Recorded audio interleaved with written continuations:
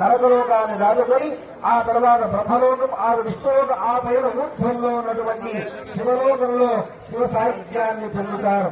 అటువంటి దివ్య భవ్య నవ్యమైనటువంటి యొక్క దివ్య కళ్యాణ మహోత్సవంలో మీరంతా భాగం వహించి మన మహంతయ్య గారి ద్వారా సంకల్పాన్ని పఠిస్తూ మీరంతా కూడా కృతకృత్యులైనారు.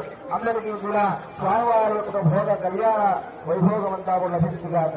ఇప్పుడు స్వామి అమ్మవార్ల గోత్ర ప్రవరణలు, ఆ తర్వాత మంగళసూత్ర పూజ కంటే ముందు మీరందరూ కూడా ఒక్క మంది 3 సార్లు పంచాక్షరి మంత్రము అనాలి. ఇప్పుడు అమ్మవారి